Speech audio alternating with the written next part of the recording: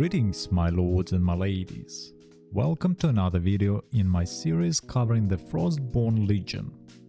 This time we will talk about thermal towers, basic mechanics, tactics and tips and tricks.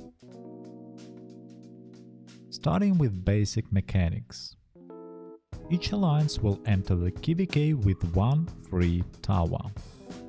Every consecutive tower will have to be manufactured by using Alliance accumulated resources. Every member that gathers resources in Frozen Realm contributes passively to the Alliance resources bank. When manufacturing towers, you will have two options.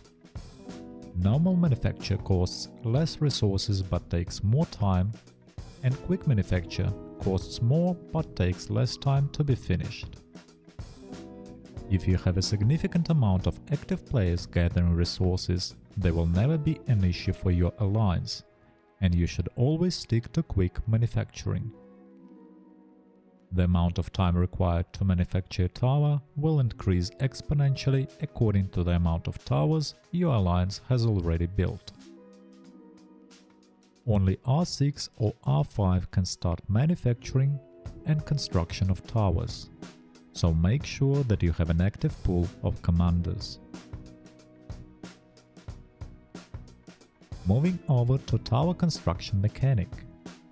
If your alliance doesn't have any tower built on the map, you will be able to place your first tower anywhere, granted you have access to the location. The only restriction in this case will be the vision. You need to have a clear vision of a spot where you want to place your tower.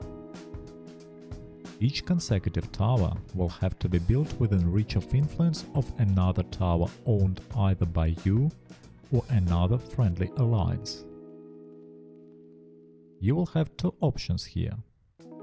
Either create a chain of towers to reach the required location, or make use of your friendly or alt alliances.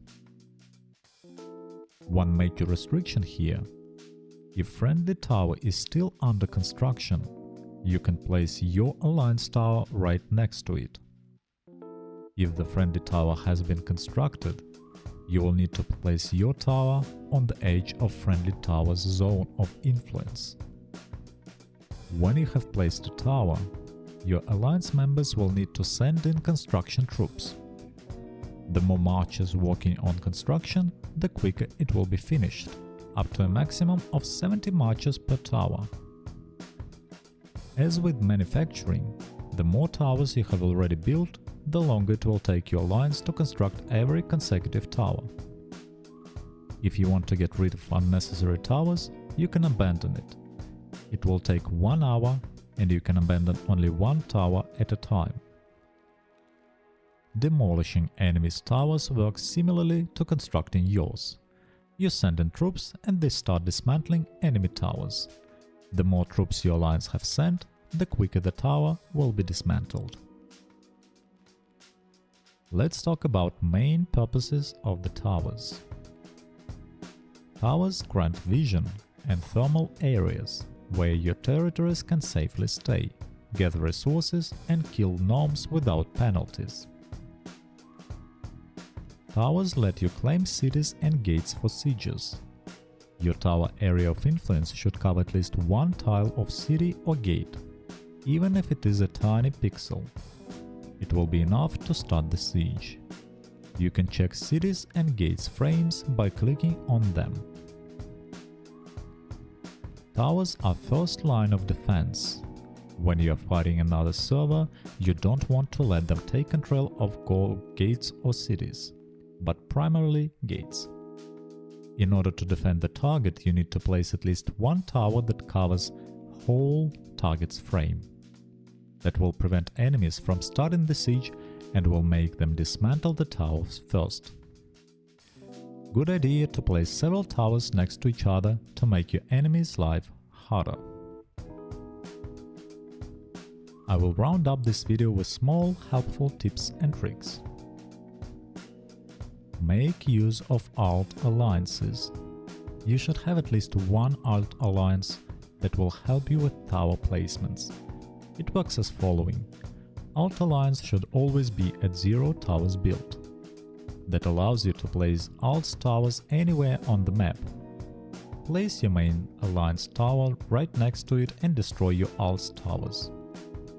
Without alts, it will be very hard for you to navigate through the frozen realm, as creating tower chains takes ages and a lot of resources. Alt alliances can be also used as emergency tower builders, in case you need to defend the gate or city as soon as possible. It will require you to have access to 2 tactics: engineering expertise and security alert. Place multiple towers next to each other, use security alert to shield them for 30 minutes, send in troops to construct, and use engineering expertise. If your alliance doesn't have any built towers, these new towers should be finished within 30 minutes or quicker. That will prevent enemy from finishing their own tower and starting the siege, and will give you extra time to defend. You can make use of enemies' towers as well. When you're dismantling enemy's tower, you gain its vision range, plus you have access to building your own tower on its range edge, just like with friendly alliance towers. You don't have to send full marches to build or dismantle towers. Reduce the amount of troops in secondary marches to 1 in order to prevent extra losses.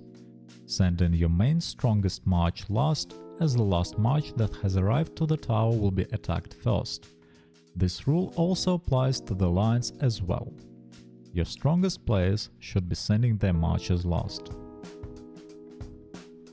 You can expel enemies from your friendly alliance towers, but don't forget to recall your troops afterwards, as the game considers any tower that is not yours as rivaling, and you will deconstruct it.